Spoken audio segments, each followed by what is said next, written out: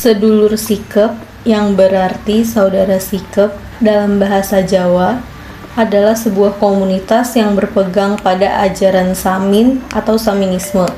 Komunitas ini ditemukan di Jawa Tengah dan Jawa Timur, khususnya daerah Blora, Ngawi, dan sekitarnya.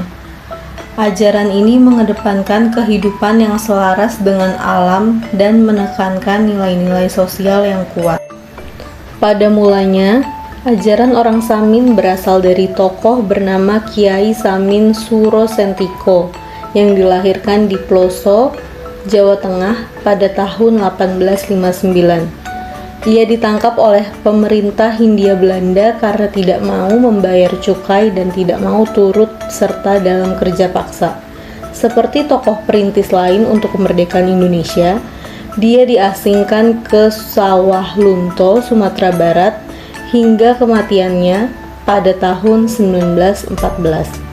Namun ajarannya masih dipatuhi oleh pengikutnya sampai hari ini di beberapa catatan kolonial Belanda menyatakan bahwa Kiai Samin Suro Sentiko dianggap sebagai pembangkang, pemberontak, dan selalu menentang pemerintah.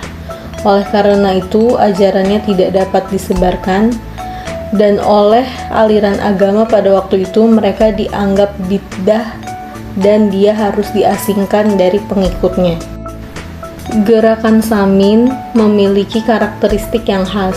Salah satu keunikannya terletak pada bahasa yang mereka gunakan sehari-hari, yaitu bahasa Jawa Ngoko yang sering disertai dengan metafora.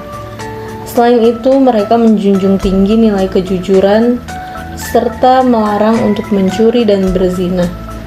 Keunikan lain dari kelompok ini adalah perilaku dan sikap mereka yang sederhana dan murni. Ini tidak hanya menekankan penolakan terhadap otoritas negara, tetapi juga elemen spiritual dan etis yang kuat. Ajaran Samin mengutamakan kejujuran, kesederhanaan, serta hubungan harmonis dengan alam. Bahkan, hingga hari ini, kelompok Sedulur Sikep tetap mempraktikkan nilai-nilai tersebut, termasuk dalam aksi-aksi lingkungan seperti penolakan terhadap tambang semen di Pegunungan Kendeng, karena mereka menganggap tanah dan alam sebagai bagian integral dari kehidupan spiritual mereka. Perkembangan komunitas Sedulur Sikep menunjukkan adaptasi terhadap perubahan sosial tanpa meninggalkan prinsip dasar mereka. Studi-studi menunjukkan bahwa meskipun jumlah pengikutnya kecil, ajaran ini terus relevan, terutama dalam diskursus tentang perlawanan damai dan keberlanjutan lingkungan di Indonesia. Ajaran dan praktik nilai-nilai Sedulur Sikep atau Samin berpusat pada prinsip kesederhanaan, kejujuran, dan resistensi pasif terhadap otoritas. Secara tradisional, mereka menolak aturan kolonial, pajak, dan aturan modernisasi yang mereka anggap bertentangan dengan kearifan lokal dan tatanan. Beberapa nilai utama yang dianut oleh Sedulur Sikep adalah hidup sederhana, jujur dalam perkataan, dan gotong royong. Nilai-nilai ini diwujudkan dalam berbagai aspek kehidupan sehari-hari seperti penolakan terhadap materialisme dan kehidupan modern yang dianggap tidak sesuai dengan prinsip kemandirian komunitas. Selain itu, komunitas ini menghindari konflik dan kekerasan dalam interaksi sosial, menunjukkan sikap ngalah sebagai bentuk etika sosial dan spiritual mereka.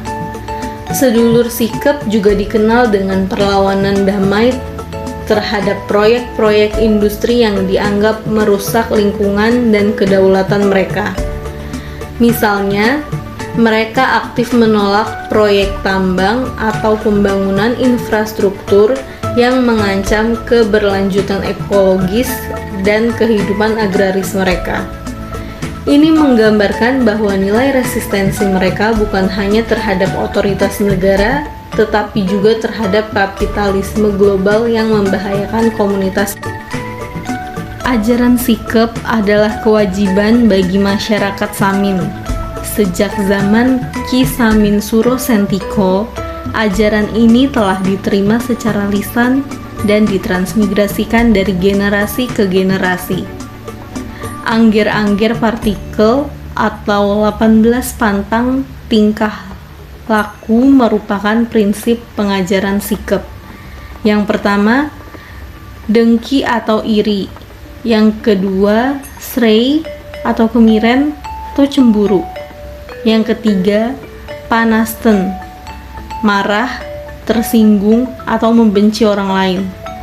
Yang keempat, petil atau pelit. Yang kelima, jumput atau ambil sedikit. Yang keenam, menemukan. Yang ketujuh, dagang. Yang kedelapan, kulak atau borong. Yang kesembilan, belantik atau calo. Yang kesepuluh, bakul atau berjualan. Yang ke-11, nganakno duit atau menggandakan uang. Yang ke-12, bujuk. Salah satu prinsip utama dalam ajaran Samin adalah kejujuran. Setiap anggota masyarakat diwajibkan untuk bersikap jujur dalam segala hal, mulai dari urusan sepele hingga transaksional bisnis. Kegiatan yang melibatkan manipulasi atau bohong sama sekali dilarang.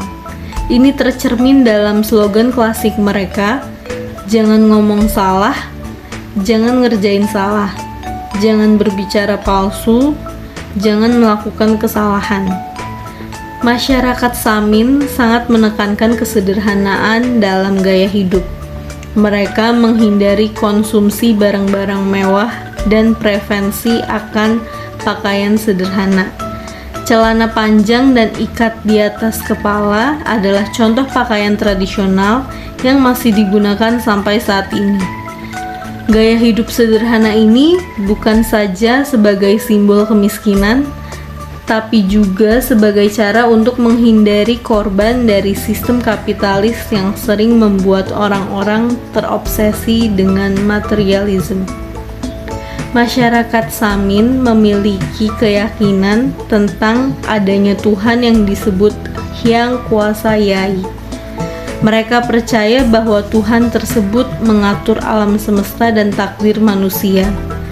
Namun, mereka tidak memiliki representasi fisik maupun ritus yang kompleks.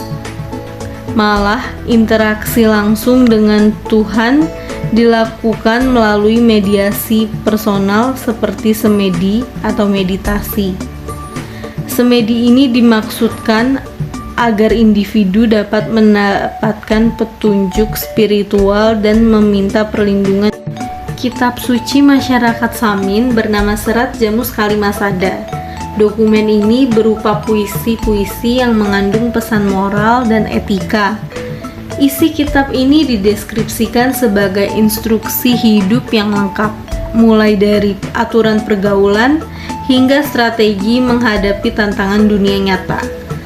Melalui cerita-cerita rakyat yang dikemas dalam bentuk puisi, kitab ini berhasil melestarikan warisan budaya dan nilai-nilai luhur generasi-generasi sebelumnya.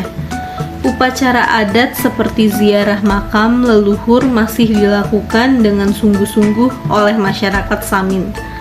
Mereka percaya bahwa roh nenek moyang tidak pernah mati sepenuhnya, melainkan hanya meninggalkan tubuh jasmani mereka. Oleh karena itu, upacara ziarah dijadwalkan rutin demi memperkuat hubungan spiritual dengan arwah-arwah leluhur.